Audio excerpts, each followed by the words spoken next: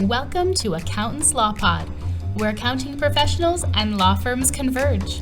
Hosted by Linda Artisani, Sarah Prevost, and Stephen Libhart. Welcome back to the podcast, everyone. And this week, well, we're filming this in August, so it doesn't, I don't know when it will drop, but we're actually up against some of the tax deadlines. Only up against it because we're running out of time to get the work complete for the tax professional to actually process the taxes. Yeah. So we're starting to get the freak out calls, right? We've had a lot of that this week. Yeah. Well, we got the 9/15 is the final day, right? The D-Day for filing on an extension for S Corps and partnerships. And really, you got to have that stuff in no later than 8:15. I was just going to say times, right? How many times have we gotten the call? We got till 9:15, right? No, we don't have 9:15. Tax professional has till 9:15. And we have a lot of work to get done before 9:15. If you haven't done one thing with it, it's all in a shoebox. I used to call my shoebox clients. Did you ever have a shoebox client, Steve? Oh, yes. You deliver to their the office box and pick up the shoebox and take it back. Yeah, it was a lot of fun. Was it ever in order when you opened the box? No. Was it for or you? you'd get back to your office and they'd call and say, "Oh, I forgot to give you this file." No, it was never in order. It would come in a box, in a pile, like they had the box under their desk and they were like, "Oh, this goes to the accountant, this goes to the accountant." And they just talked to me. So those were the days.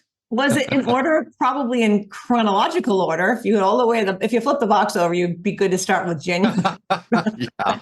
I always loved the paperclip of, I don't know if you need this, but I'm just going to give it to you. And I was like, well, this was a personal expense. So no, I don't need this. But anyways, what are we talking about today? What's our topic?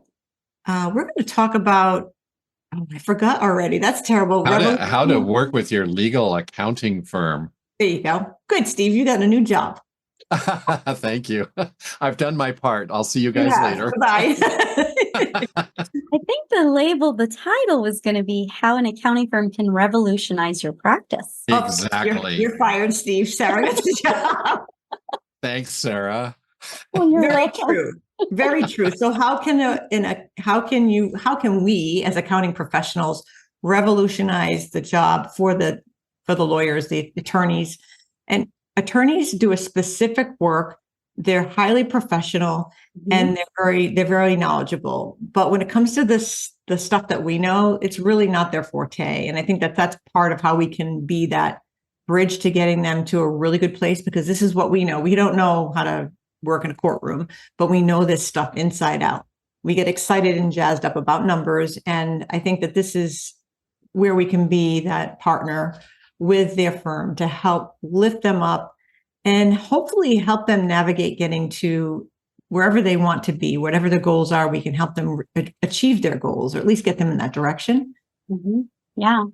Steve, what is your just like a client will hire a law firm because that's the expert person to help them through whatever it is that they're hiring them to do. It's the same with a law firm. It's more than just legal expertise. That's where we come in, having us on the other side, helping them with their numbers and keeping it all organized and looking at their financial trends, and my favorite subject, the KPIs. But looking at all of those things and keeping it organized for them allows them at the dollar level that they're charging their clients to really maximize their revenues, and on the back end have all the data that they need to have a profitable and strong business. Not to mention the trust accounting side of it. Yeah, the compliance piece, right? But piece.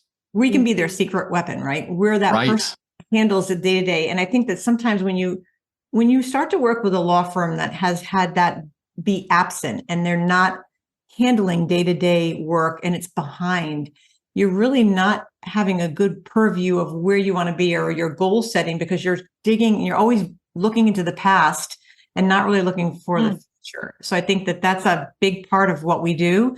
And it has to start with conversations too. It starts with conversations about goals. I always love when we bring that up, Sarah, to an attorney, because they kind of look at us sometimes, and then we have to shift the conversation, because sometimes they're not ready for that question, or these attorneys are so busy, they're not ready to answer that question because they have head down, working on their cases, working for their clients. And then their business kind of becomes an after effect. and getting that answer from them about where do you want to be in a year?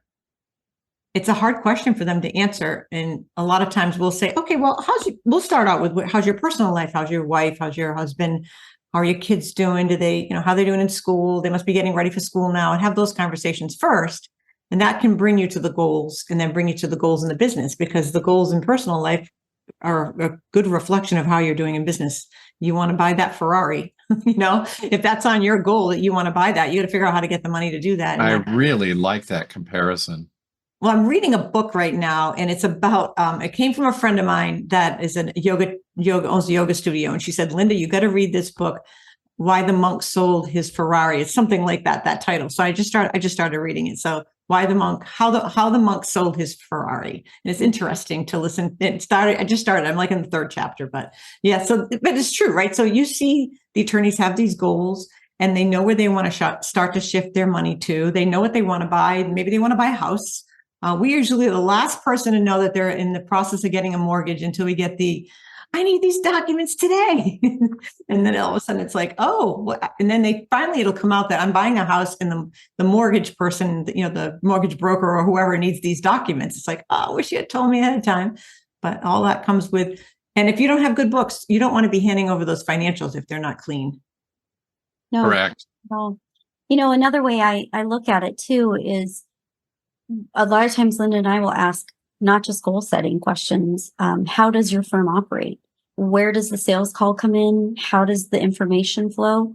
That's so key. We're so critical in understanding the front end all the way to the end, the back end, to giving you that right data, as you said, having correct data, that a lot of times you will find we will suggest or help guide or implement with you side by side better changes and processes on the front end, because we're realizing that your staff is wasting time on really kind of mundane, ridiculous things that maybe are not presented in a way to you. And you're just looking at this like, why is my labor cost going up so much? I seem to have to need more money for payroll because so-and-so is getting overtime, or so-and-so is hitting their 40 hours when they really should be 32. And we find that when we're tweaking the information and the data, and we start to see it in a different way, because this is our forte, we will ask these questions, and wow, there's a load that comes off. And there's this big reprieve of saying, oh, wow, you can actually help me with that. And it's fun, actually. I got to say, I like the operational tweaking. Sarah, don't you think that going to a generic bookkeeper that does not specialize in law is not going to get you that same result? Yeah, right? Totally, I mean, Steve, you've seen it, right? And because we know the KPIs, for example, of what we should be looking at, that maybe somebody who just does books for every kind of different company is not going to have that kind of insight. Yeah, there's nothing wrong with those generalists, but if you really are, you're a professional, we're a professional, we chose to niche in this space, we get that 90-foot, 100-foot view of a multitude of different practice areas, and we get to see a trend in a whole different perspective. That's a good point.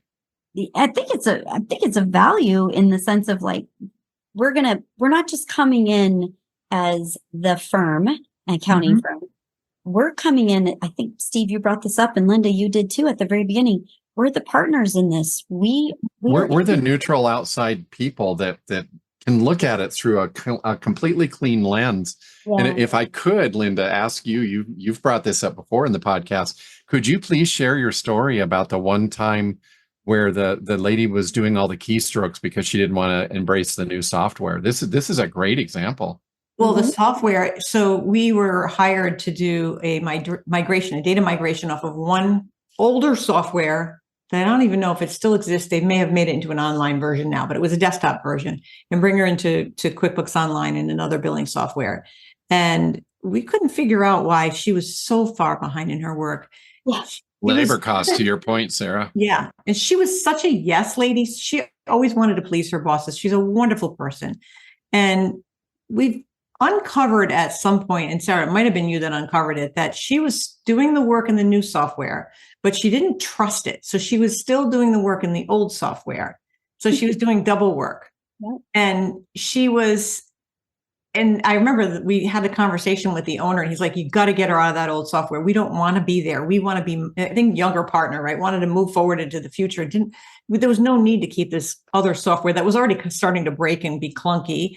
So I remember we got on with her one day, and I'm like, okay, how do you enter a deposit in the new software? And we counted the times and clicks she had. It was like 3.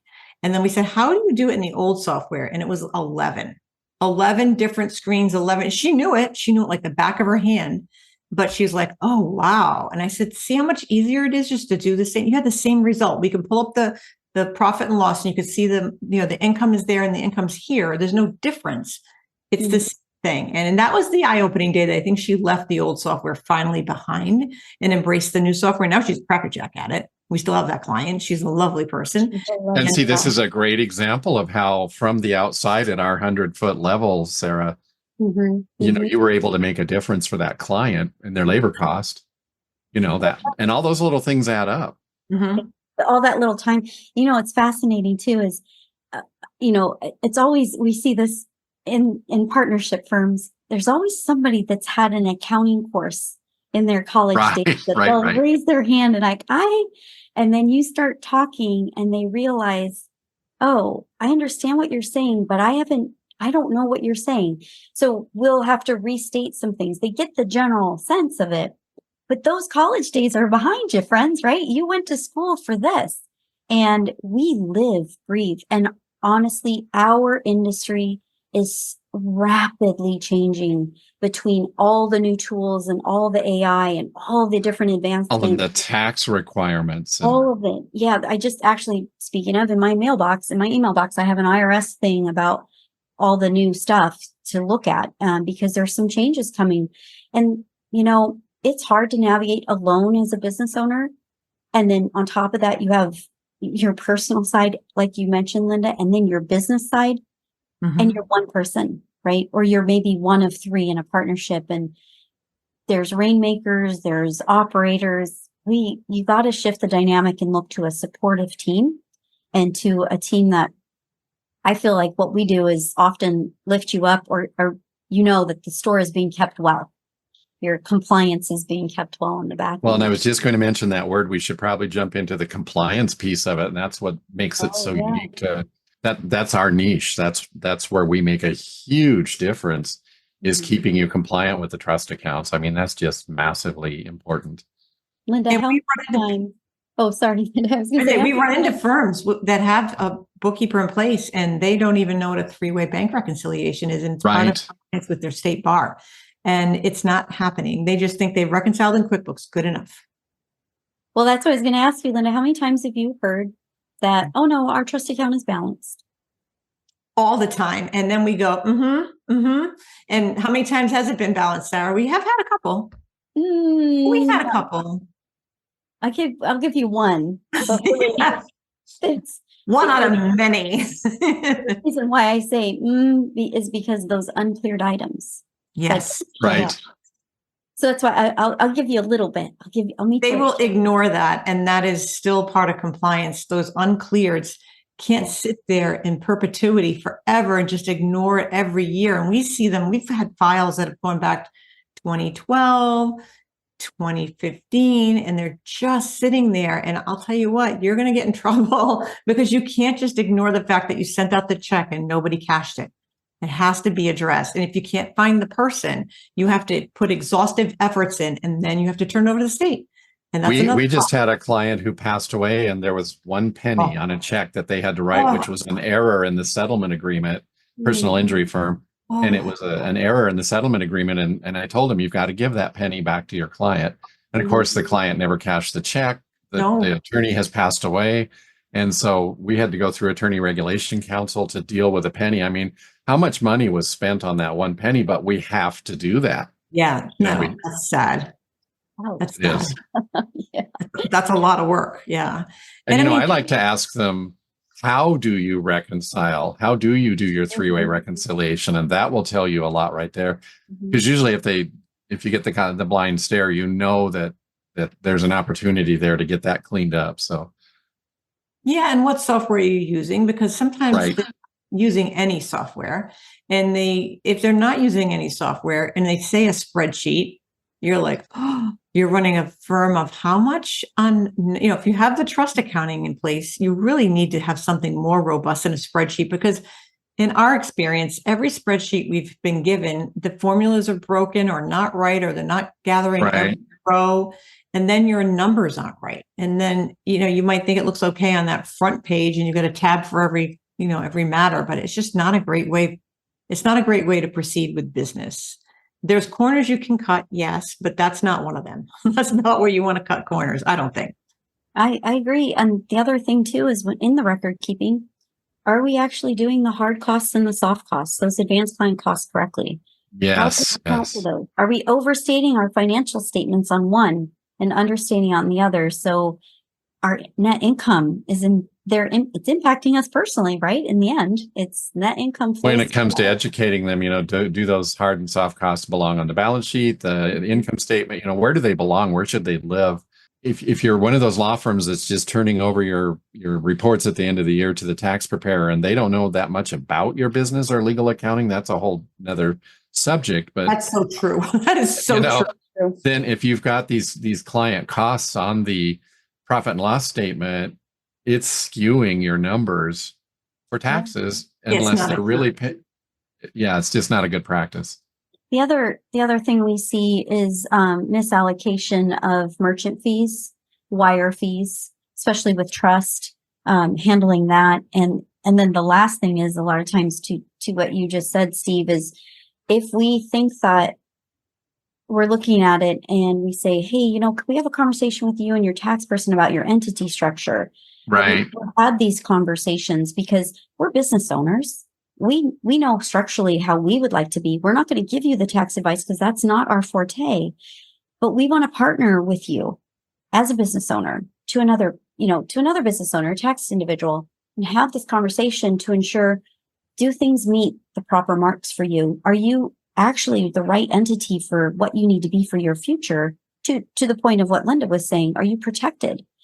Sometimes the sole props, you got to wonder, it's like, is it okay to be that really in the end? Should you be something else legally? So. And sometimes it can result in tax savings if you move them and shift them to something else. And then there's also the alternate of, they may be in a partnership, but they need to push it out to an S corp so they can pay themselves a reasonable salary and get the tax thing handled.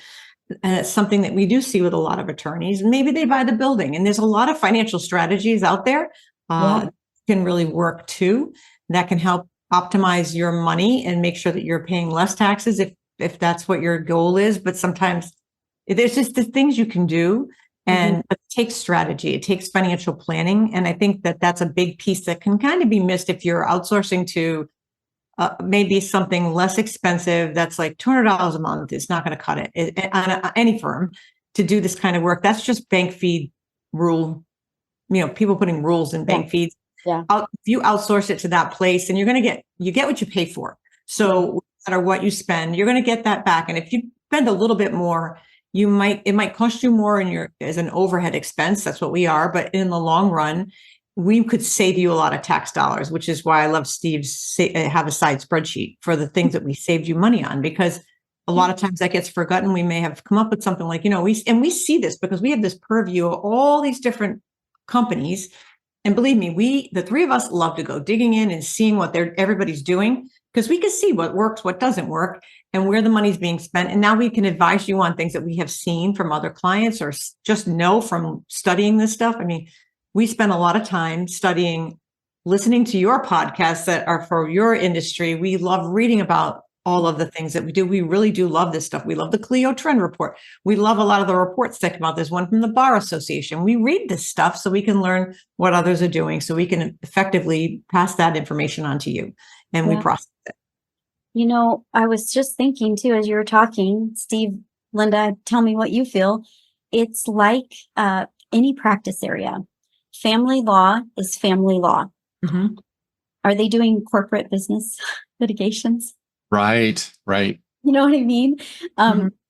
If you have the tax knowledge, but you're not processing tax returns, should you be like, where does this line draw? And this is the same, I guess, as what we're saying as a reflection of us as individuals. We're specialized, and it's something we enjoy being specialized in. Same for you. You know, one of the things we can look at too is, or that we do see all the time, is let's take a personal injury firm compared to a real estate development firm. You know, the real estate development firm is going to see generally if they're collecting their receivables, they're going to see that money very quickly. Also, they can work on retainers and work against them and earn that money and all that. Whereas your personal injury firm, they might have a slip and fall case that they're working on, and they do all their court cases and all their hearings and all their filings and all their things. The settlement may not come for another 2 or 3 years.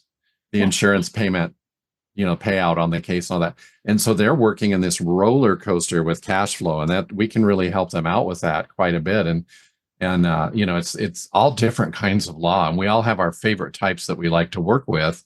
And we become, within this niche that we work in, we drill down even more and become even more experts with the type of firms that we're working with and the nuances that come with it. And there's different workflows. We have different workflows. Right. Personal injury firm, we have Sarah and I have developed these workflows that it's with our staff, that there's a whole set process, because we work hand in hand with whoever in the office does a lot of the work. They're there in the office, they can ask questions. And when these matters settle, we have to hurry up and get that all put in so that we can divvy out the funds. And it's a whole specialized workflow just for that.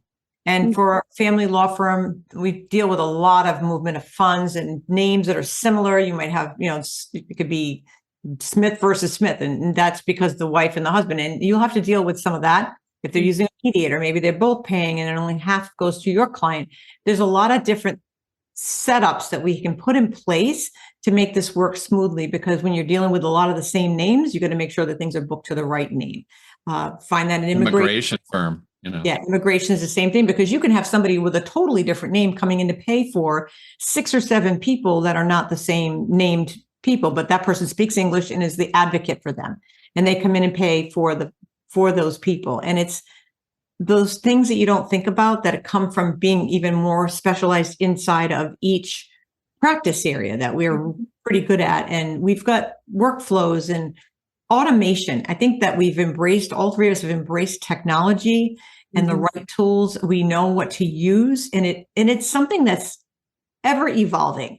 We have to have eyes on everything, because we may be really loving one tool and then find out that something out there might be better, but sometimes we don't want to jump ship. Sometimes we do jump ship. It depends. It's kind of fun that we always kind of make a lucid chart and to see what our software is. And we do that to kind of help our clients too, because we start to implement software that they've never seen before. A lot of the firms are still very antiquated, which is what makes this job fun, because we can take them from a place of paper and a lot of checks and move them completely out of that into something more future ready, something more sustainable, save time. One firm, what do we do, Sarah? That firm was spending, I forgot how many people spent time on AR, and they had a software they were using that they had to print every invoice, regardless if it could be emailed.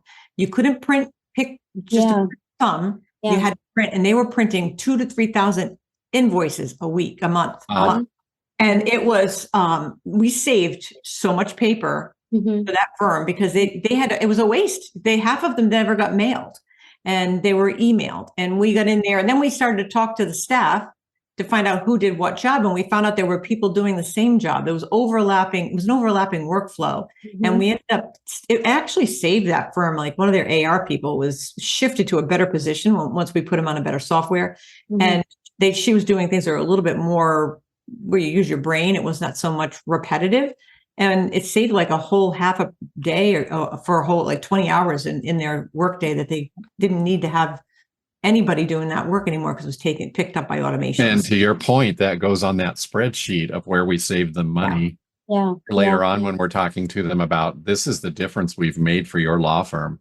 This is what we've helped you improve. And you didn't even know that was going on, that the multiple people were doing the jobs, because you're busy being not only the leader in the firm, but the lead attorney or what have you. And there's a lot to do. You have to wear a lot of hats. Well, we see these firms grow quickly too. That's the other piece. Like, we see them grow fast. Yeah. Well, the thing that I'm thinking about too is in specialty, we have a whole team of women that do leads billing, e-billing, and style billing that's fractured. And that's a science all by itself. It is. All by itself, right? And so we have built, to your point, Linda, we have worked with some of our key people at some sort of automation, communication, simplistic streamlining, because when I first saw the workflow, I said, no, we cannot do it in this antiquated way. And it was, I don't want to say the individual was, it was slow. I don't want to critique the individual that was previously doing it, but it was so antiquated and so mystery.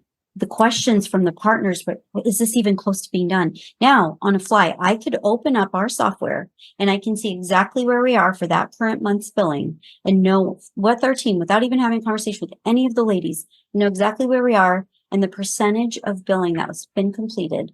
And then on the opposite side, we have a completely other, and it's the same company, just completely other. And so we looked at that in totality and we said, what could we do to streamline?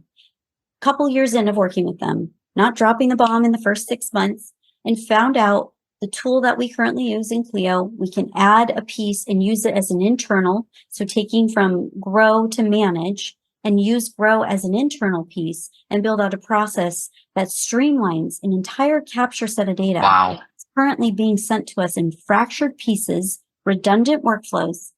And boy, will that be a game changer. I'm excited to report back on that.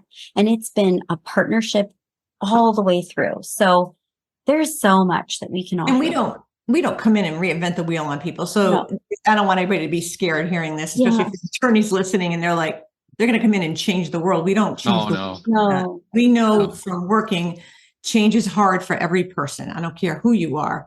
And it's just, we take it in small pieces to get you to, might be the end of the year. It might even be to the next year that we have to get you there. We get you there, but it's in smaller chunks because everybody's got to learn new software. There's a cost to doing a lot of these things, but in the run, the savings is there. And anytime we automate and implement technology, we end up saving, it's more accurate. So there's less errors. And when there's less errors, you get more accuracy. And that's going to give you a better reflection of your numbers and will help you figure out where you want to go. You're going to have a better result back on your financial statements. You're going to get better data, which we all like data. Yeah. So it supports the compensation modeling. Yes. Which we barely even touched on. So that can be the next topic because this has been a lively conversation. I've really enjoyed it. So thank you both for diving down this road. Yes. It's fun. Can you tell how much we love doing this? Yeah. So true. What we do. I mean, that's what we do. And I think that when you start to look at law firms and you can take some, especially some of the ones that are a little bit in the backwards, or they just stayed stuck in an old practice, in an old place, they didn't know where to go.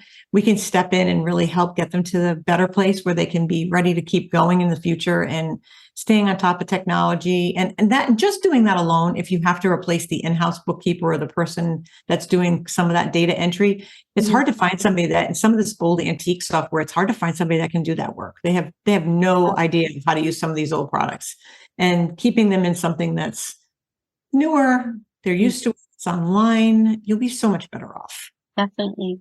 Nowadays, with just one other final thing, with the way that we're all working, where people aren't going to the office as much as they used to, or the 4-day work weeks. I just read an article this morning about how the 4-day work week is really catching on, and the productivity is actually better because people can rest, those sort of things. We're out here working behind the scenes as part of the operation, and we're focused. We're not interrupted sitting at our desk in the law firm. We're not interrupted. The phones aren't ringing. We are able, our accounting brains are able to focus on the task at hand and get it done so much more efficiently, and really look behind those numbers and drill down and be able to report, instead of just giving you a bunch of financial reports and saying, okay, next month, after the billing cycle, the next batch will go in. All done. It's a whole different world. So. Yeah. So that's what we have to talk about today on helping you guys out with your revolutionizing your practice. To support the Accountants Law Pod, please take a moment to like, share, and review this episode. And be sure to subscribe to this podcast on YouTube and wherever you find your favorite podcasts. If you have questions, topic requests, or guest suggestions, you can email us at info@accountantslawpod.com or send us a message through our website, accountantslawpod.com. To join us in the Accountants Law Lab, which meets every Friday, visit our website at accountantslawlab.com to sign up. Great conversation. I hope that helps some lawyers out there somewhere that are like, I think I need something more specialized. I think I'm done doing all my billing by myself. Demystify what does it mean of people like us in this industry. So yeah, it was a great conversation. Thank you so much, everybody. See you all next time. Bye, everybody. Bye-bye. Okay.